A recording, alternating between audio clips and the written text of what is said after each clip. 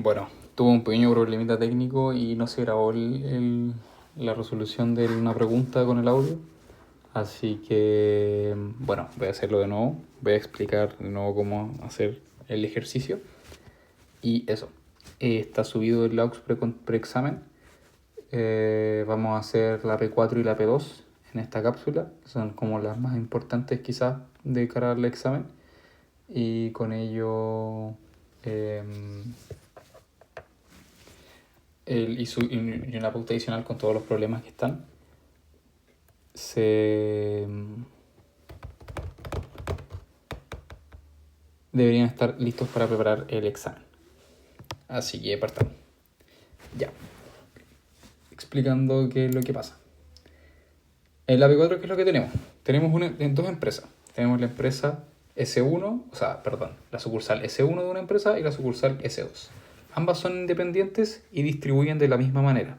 Es decir, tienen la misma densidad de probabilidad, que está acá, con las mismas propiedades. Lo único que es distinto es que son dos sucursales distintas, por ende pueden dar valores distintos.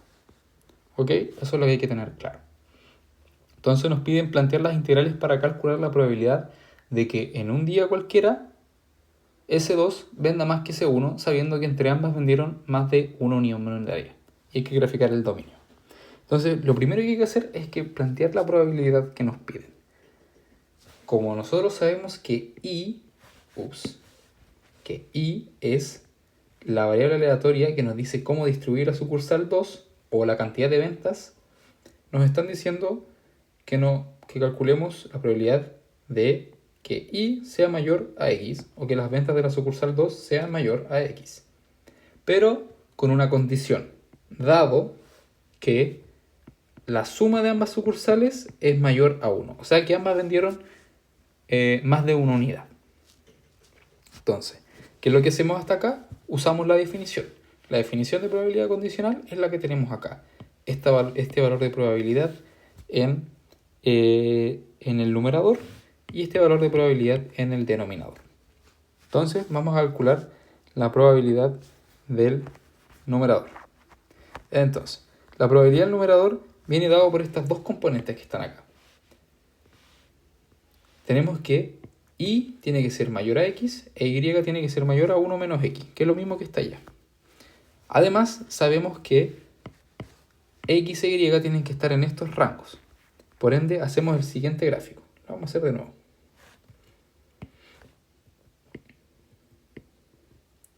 Entonces, ¿qué es lo que vemos acá? Acá tenemos la recta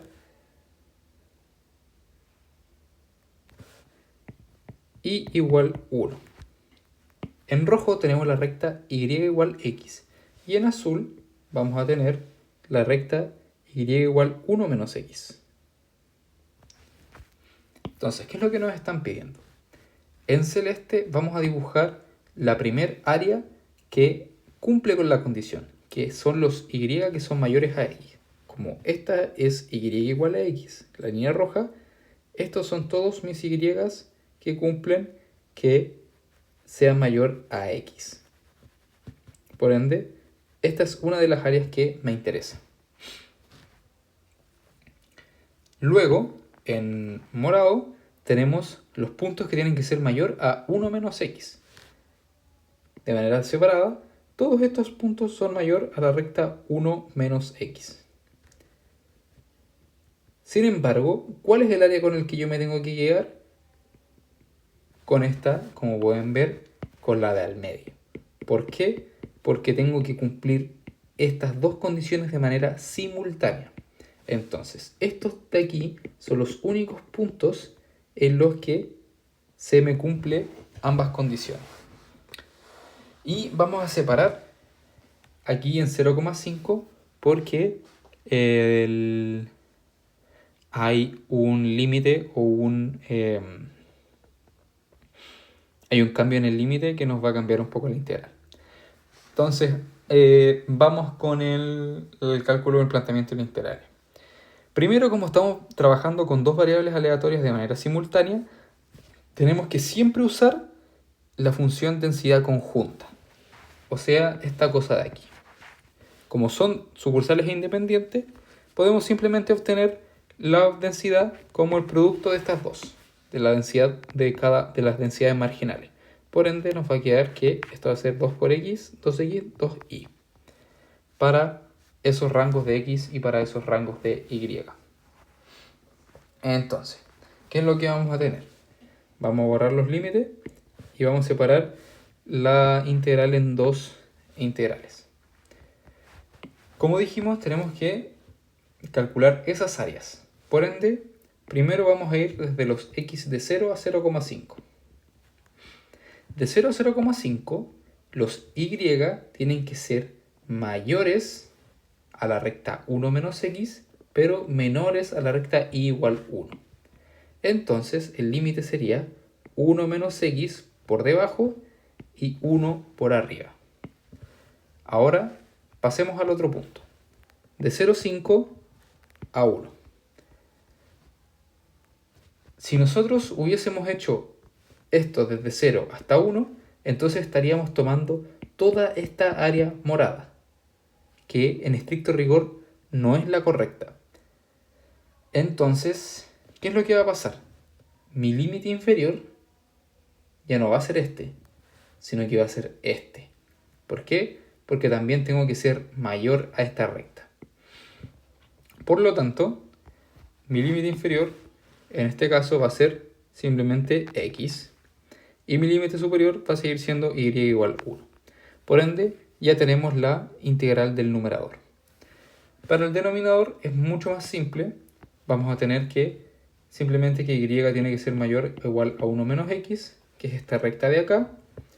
Por ende, de manera análoga, vamos a tener una ecuación muy parecida a la de arriba, solo que ahora vamos a ir de 0 hasta 1, porque son todos los x que son mayores a esta recta. Y con eso tendríamos las integrales planteadas para calcular esa probabilidad. Ahora nos piden la probabilidad de que en un mes o en 30 días las ventas totales sean mayores a 20 unidades. Entonces, ¿qué es lo que siempre son estos ejercicios de suma en muchos días, varias sumas de variables aleatorias?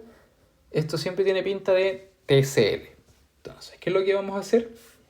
Planteamos esta variable aleatoria W, que va a ser la suma de las ventas en la sucursal 1, de cada día, que nos está dado por esta variable aleatoria. Ventas en S1 en día I. Primero, notar que todas estas, x11, x22, x21, x31, son idénticamente independientes. La cantidad que yo vendo hoy y la cantidad que vendo mañana va a ser independiente. Eso vamos a asumir. Entonces, ¿qué es lo que tenemos que calcular? La probabilidad de que W sea mayor que 20. Para eso vamos a usar la aproximación del TCL. Esto se nos va a aproximar a una normal 0,1. Entonces, ¿qué nos dicen? Restamos la esperanza a ambos lados y dividimos la raíz de la varianza. Ahora, ¿qué es lo que tenemos que hacer? Usar las propiedades de esperanza y varianza para poder calcular estos valores. Entonces, ¿qué es lo que vamos a tener? La esperanza W es simplemente la sumatoria de las esperanzas de xy. La esperanza de xy es la esperanza de x.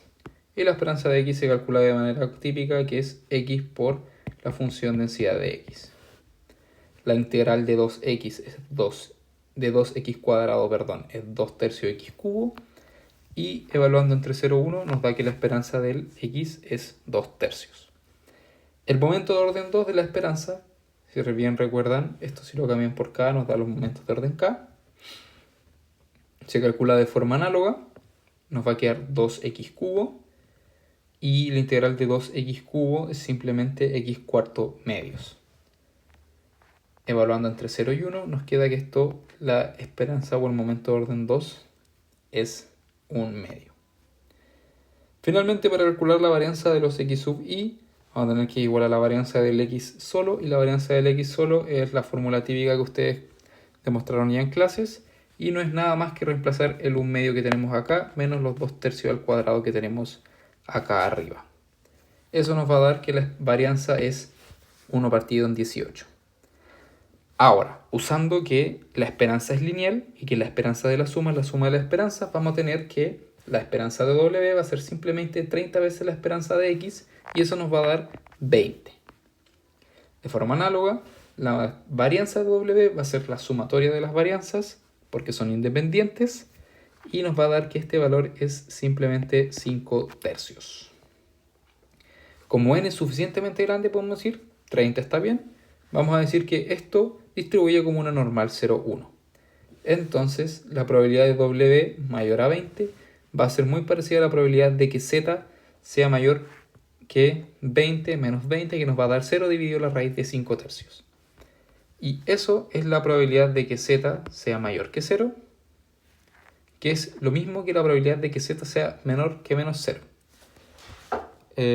¿Para qué decir esto? ¿Para qué menciono esto? Porque cuando ustedes estén en la tabla siempre van a tener que calcular cuando el z sea menor a algo. Siempre cuando vayan a la tabla de distribución normal, z tiene que ser menor a algo. Y si bien recuerdan, la función de distribución normal cuando está centrada es par, por ende, esta área de aquí, y es simétrica, es la misma que esta área de acá. Entonces, la probabilidad de que z sea mayor a es exactamente la probabilidad de que z sea menor que menos a. Como en este caso tenemos que la probabilidad de z mayor a 0 y la distribución es centrada, esta probabilidad es del 50% aproximadamente. Y con eso tenemos la parte B cubierta. Ahora, ¿qué es lo que nos piden? No tenemos el parámetro de la distribución y nos piden estimarlo. Tenemos que f de x es θ por x elevado a θ menos 1. Luego, x va entre 0 y 1, lo mismo de recién. Y nos dan que x1 a xn es una muestra aleatoria de x. Nos piden encontrar el estimador de momentos de θ. ¿Cuáles son los pasos para estimar por momentos? Primero, tenemos el momento teórico. El momento teórico se define como el momento de la esperanza o el momento de la variable aleatoria. Y el momento de la variable aleatoria simplemente se calcula de esta manera. X elevado a k por la función densidad que tengan ustedes acá. Cada momento, por definición, se estima con una media. Puede ser media aritmética, media cuadrática, media elevado a k. Entonces, cada momento, un m tiene asociado su m gorrito que se estima con esta fórmula. ¿Cuál es el objetivo? Que con la función generadora de momentos, y ojalá el momento más simple que sea la esperanza, ustedes puedan estimar el parámetro θ. ¿De qué va a depender la dificultad de esto? De si tienen uno o más parámetros, por ejemplo, el mu y el sigma no lo conocen, o si tienen como ecuaciones acopladas y es difícil de despejar los valores. Pero eso no se van a preguntar tanto en el curso, como solo guíense por lo que está en las clases. Entonces, ¿qué es lo que vamos a tener? Primero obtenemos la función generadora de momento. X elevado a k por θ por x elevado a θ más 1. Nos queda θ por x elevado a θ menos 1 más k. Bases iguales se suman a exponentes. Y la integral de eso viene dado por esta función. Si derivamos x elevado a θ más k dividido en θ más k nos da lo de arriba. Y si lo evaluamos de 0 a 1 nos da esta la función generadora de momentos. Cuando tengan funciones simples, en este caso nos salió como una especie más o menos lineal, intenten siempre ocupar el momento más simple también. Entonces para este caso vamos a ocupar el momento de orden 1. Como pueden ver, el momento de orden 1 se estima como el promedio. Va a ser mucho más fácil trabajar con eso. Entonces, una vez que ustedes tengan su parámetro en función del momento, tienen que despejar este parámetro en función de este, dejarlo solito en la ecuación. Entonces, ¿qué es lo que hacemos? Pasamos multiplicando este para allá, como se ve aquí. Después distribuye el momento en estos dos valores y agrupamos en un lado. Entonces nos queda que el parámetro θ es exactamente igual al momento teórico dividido en 1 menos el momento de orden 1 teórico. Ahora, ¿cuál es el paso siguiente? Reemplazar todo por gorritos. Entonces, para obtener el estimador teta, ustedes reemplazan todo por los gorritos. Finalmente, entonces, el estimador de teta va a ser el estimador del momento de orden 1 partido en 1 menos el estimador del momento de orden 1. Y eso simplemente es el promedio dividido en 1 menos el promedio. Y con eso están. Entonces, repaso. Estimador de momentos. Matraqueen la función generadora de momentos. Usen el momento más simple. Si tienen que usar un más complejo, está bien, pero intenten usar el momento más simple. Y con eso despejen el parámetro de interés en función de los momentos. Cuando lo despejen de manera explícita, reemplazan gorrito por gorrito y van a tener su estimador.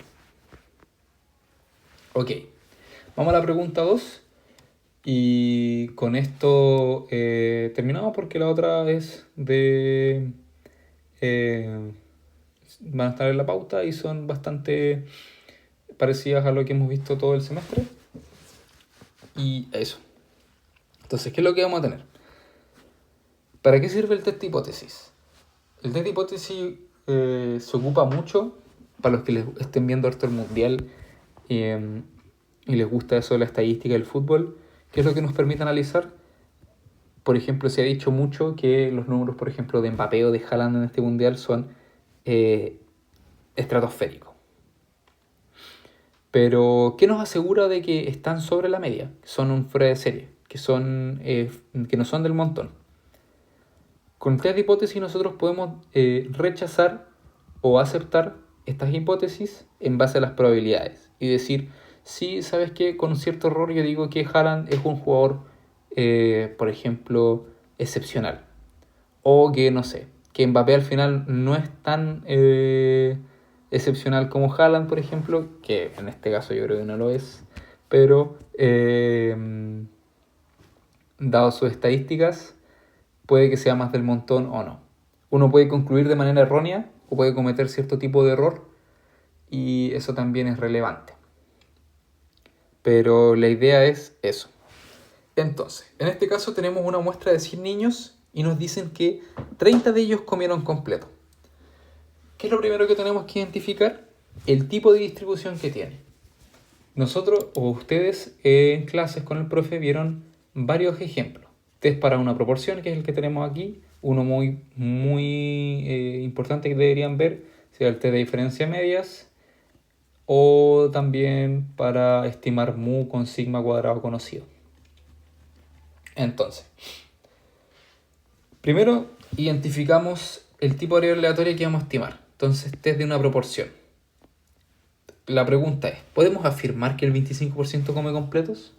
Entonces, con el mundial podríamos decir, por ejemplo, ¿podríamos afirmar que Haaland está sobre la media? ¿O tuvo un mundial o fue un chispazo como por ejemplo tuvo, no sé, James Rodríguez el 2014 cuando hizo un muy buen mundial, pero después no supo cómo quizá mantenerse o no pudo mantener ese nivel tan alto? Entonces, ¿cómo se define nuestra hipótesis? Nuestra hipótesis 1 o hipótesis inicial es siempre lo que nosotros queremos probar. Y lo que nos piden. Más del 25% de los niños comen completo. Ok. Haaland sí es un jugador fuera de serie. Eso es lo que yo quiero probar. Y la hipótesis base sería como lo típico, por decirlo así. Lo básico. Lo que pasaría normalmente. Que por ejemplo que menos del 25% de los niños coman completos. Que Haaland sea un jugador normalito que tuvo suerte. Entonces, esas son nuestras dos posturas. Lo que queremos probar y la base o lo que se asume como correcto, entre comillas. Entonces, ¿qué es lo que vamos a tener? Para un test de hipótesis con proporción, vamos a tener primero nuestra estimación. Como 30 de los niños comen completo, 0,3 es una estimación de P.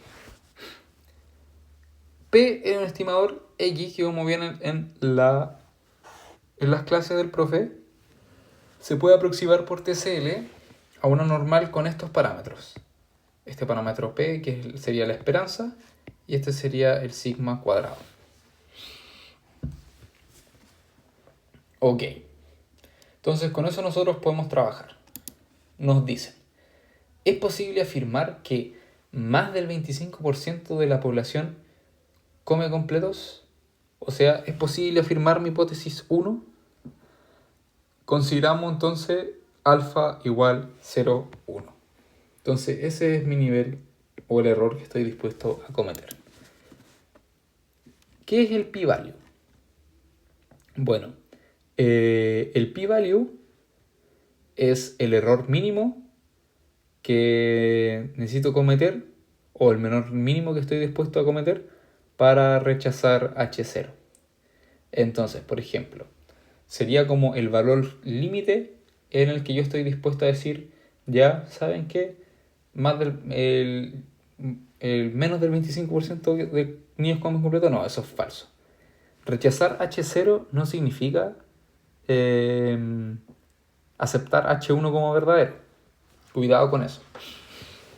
Entonces, por ejemplo, sería el error mínimo que yo quiero cometer para decir, ya saben que los números de Haaland o los números de Mbappé no son de un jugador normal, entonces rechazamos que sean jugadores normales, son jugadores anormales. Entonces, eso sería el p-value, el valor o el alfa asterisco tal que puedo rechazar H0.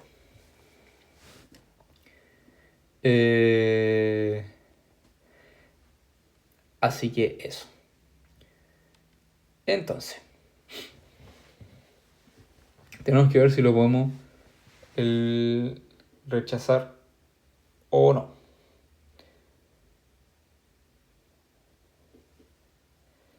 Por ende, en este caso, si P, veamos la lógica, si P o la estimación es muy grande, podríamos rechazar H0 en pos de aceptar H1. Entonces, ¿qué es lo que pasa? Si P es grande, rechazamos H0. Por ejemplo, si 70 niños te dicen que comen completo de los 100, podríamos rechazar H0. Entonces, esto es decir, si P es mayor a un cierto valor C. Entonces, como N igual a 100 es grande, podemos calcular la probabilidad de que pase eso. Entonces,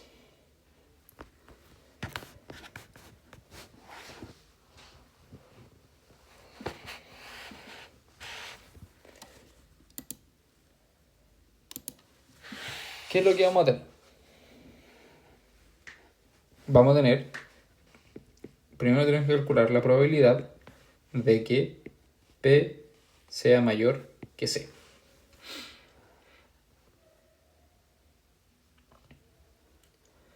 Y como se puede ver en el ejercicio del profe, vamos a tener que eso va a ser igual a la probabilidad de que P o Z en este caso va a ser mayor que C menos P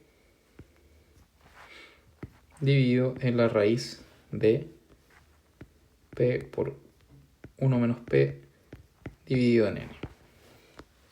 Y como lo expliqué recién, esto es igual a la probabilidad de que Z sea menor a menos C menos P dividido en la raíz de P1 menos P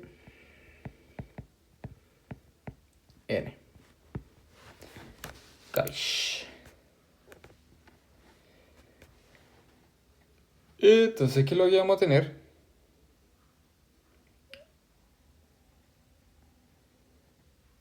C va a ser el valor que estamos buscando.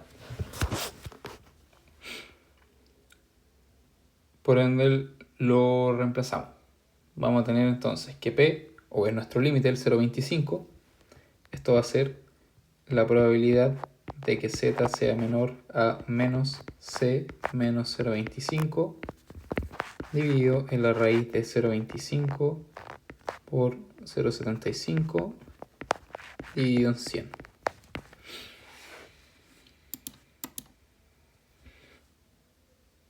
Y eso tiene que ser igual a nuestro alfa.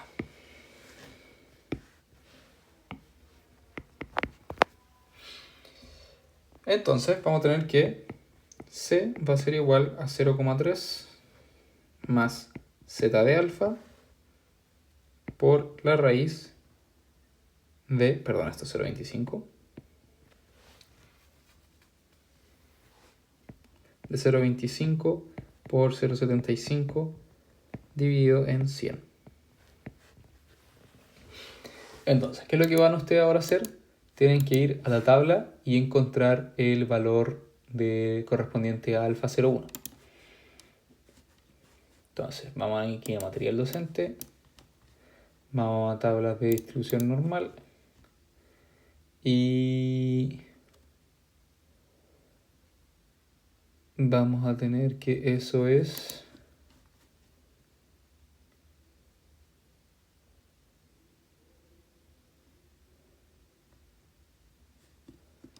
0,1 está por acá.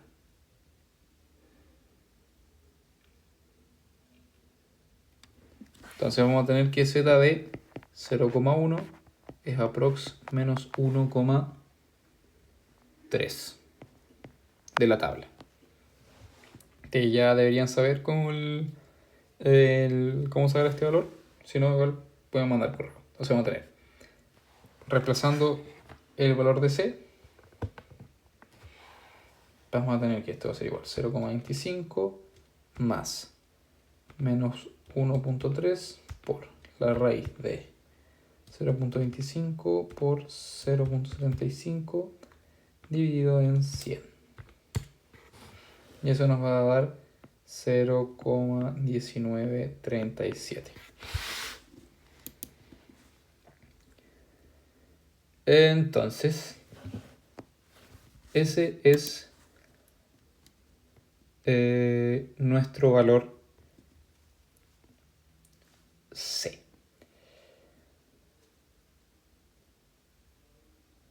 Por ende, ¿qué es lo que tenemos? Tenemos que P es igual a 0,3. Pero 0,3 es mayor que el C. Por ende,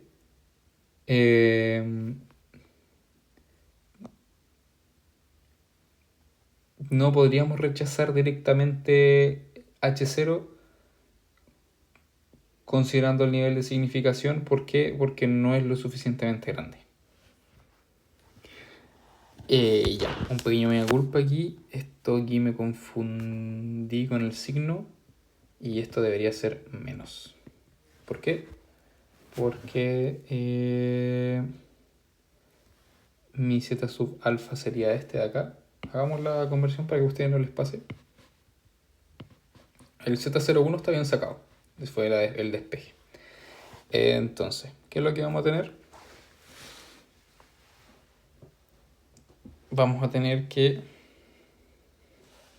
menos C más 0,25 dividido en la raíz de la varianza, vamos a poner para no escribir tanto, tiene que ser igual a Z sub alfa.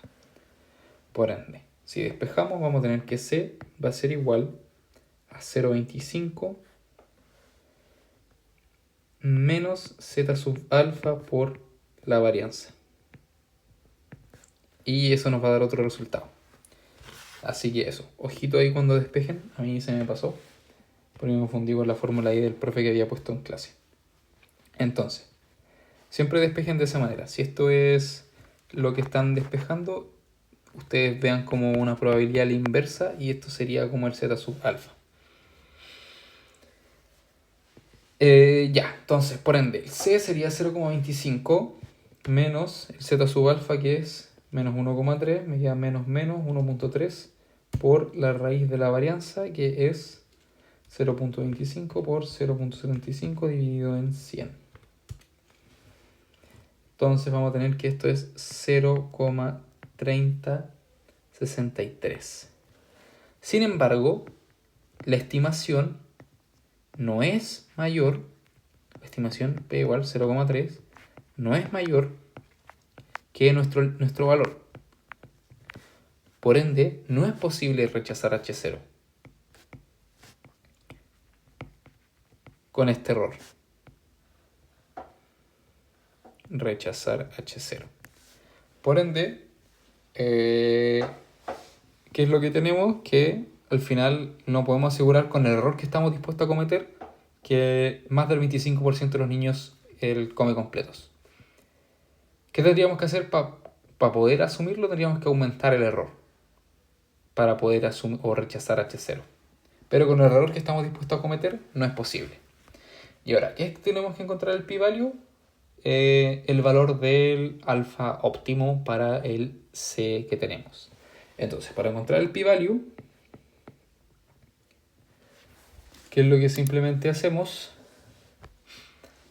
Igualamos C a la estimación, y entonces C es igual a 0,3 porque es el mínimo error que estoy dispuesto a cometer, y eso va a ser 0,25 menos Z alfa por la raíz de la varianza, y despejamos Z alfa.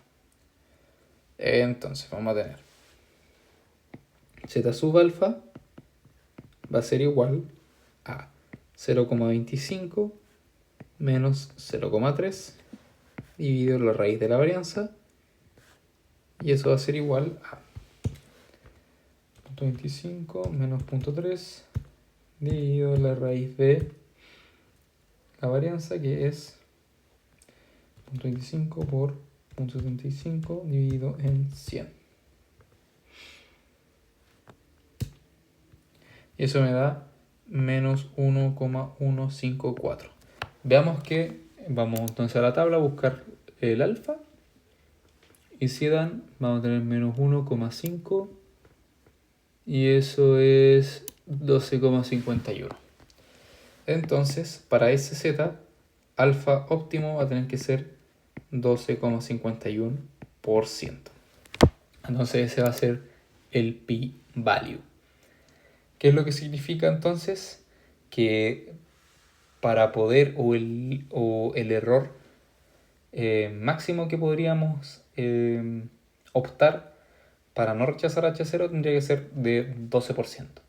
Si quisiéramos empezar a rechazar H0 con los datos que tenemos, empezaríamos a cometer un error más grande.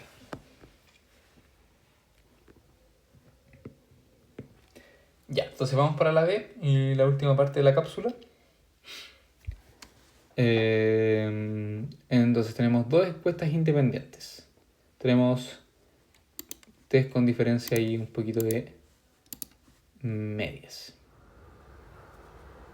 Ya, finalmente nos queda la parte aquí con test de diferencia y medias. Este es como el problema más peludo que les podría salir. Así que eso. ¿Qué es lo que nos dice el problema entonces? Tenemos que se nos dice que en dos encuestas independientes se consigue lo siguiente: que la proporción en la encuesta 1, o la estimación de la proporción, es de 180 partido en 400, que eso es 0,45, que es nuestra estimación, y que en la segunda tenemos 189 partido en 350.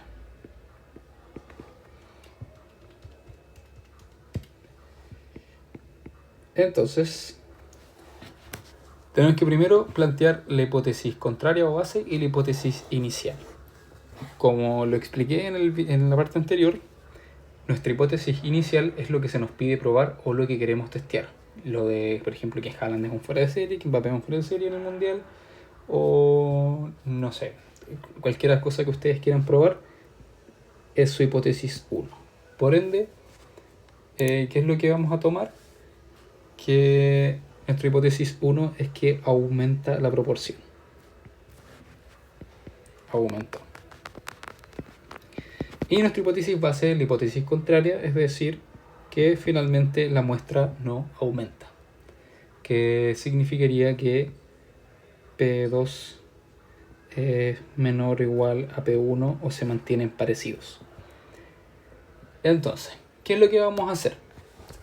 Primero, como tenemos dos estimaciones a diferencia de esto, vamos a empezar a comparar las diferencias.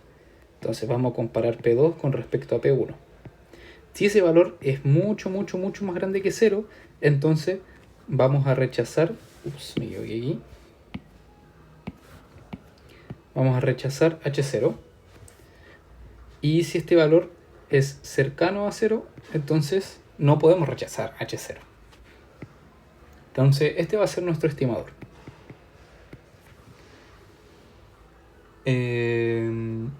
Por ende, la estimación observada va a ser 0,54 menos 0,45. Y eso es igual a 0,09. Pero aquí nos ocurre un problema. No conocemos un valor como común de P, a diferencia del caso anterior, donde P0 era un número dado. Por eso lo vamos a estimar con los datos combinados usando la siguiente fórmula. Entonces, asumiendo que sí son iguales las diferencias y que la proporción se mantiene, tenemos la siguiente estimación. P es igual a 180 más 189 dividido en 400 más 350. Ya. Entonces, ¿por qué usamos la hipótesis combinada? Porque queremos ver la validez de este supuesto. Entonces, estimo que esto es más o menos lo vamos a hacer parecido. ¿Ok? ¿Y por qué no usamos el promedio simple? Porque eso le daría el mismo peso a las dos encuestas de manera equivalente. Así que hay que hacerlo como los encuestados totales. Así que ahí hay que tener cuidado. Esto debería dar 0,492. Y entonces la distribución de D bajo la hipótesis H0 sigue la distribución muy parecida a la que dijimos recién, que una normal centrada en 0 con varianza P1 menos P y esto dividido en 1 partido en 400 más 1 partido en 350.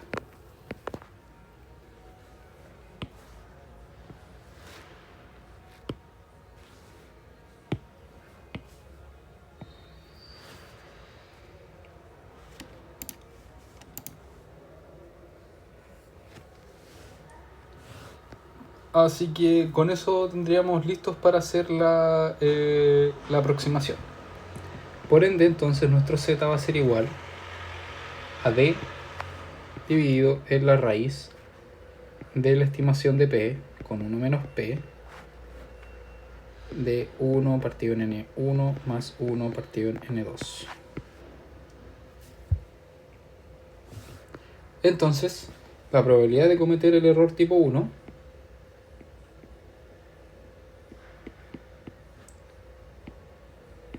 va a ser igual a la probabilidad de que D sea mayor a un tal C, dado que H0 es verdadero, y eso tiene que ser igual a alfa.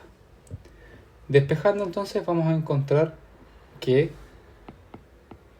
ese valor C va a ser igual al Z sub alfa, la función pivote, raíz de la estimación de P, 1 menos P, de la expresión que teníamos anteriormente.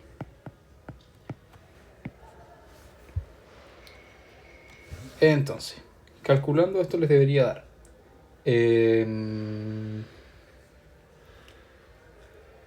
tenemos que este valor es 0,250, este valor es aproximadamente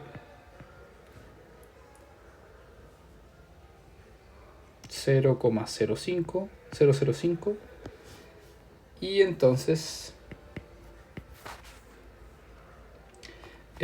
si alfa es igual a 0,05, ustedes van a su tabla y van a encontrar que el z sub alfa va a ser igual a 1,645. Entonces, reemplazando esos valores, vamos a tener que C va a ser aproximadamente 0,0602. Entonces,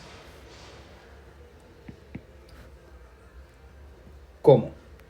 Nuestra estimación o el D observado es igual a 0,09 y es mayor a 0,062, con ese porcentaje de error podemos entonces rechazar H0. Es decir, no podemos asegurar que haya disminuido o que se haya mantenido la proporción. ¿Por qué? Porque con ese error la observación aumenta significativamente con el nivel de error que estamos dispuestos a aceptar, que es 0,05. Entonces, si igualamos exactamente para encontrar el p-value, tenemos que hacer ahora para encontrar el p-value,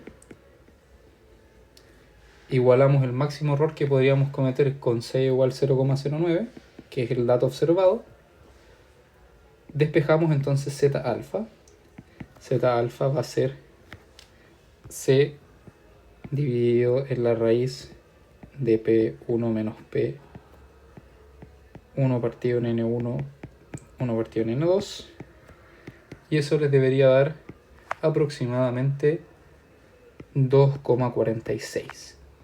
Y si van a la tabla de normales, les debería dar que el alfa asterisco entonces correspondiente para ese z es aprox 0,007.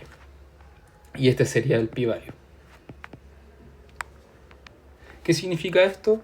Que se puede rechazar H0 incluso si se está dispuesto a cometer un error de tan solo el 0,69 o 0,7%. Así que ese sería nuestro p-value.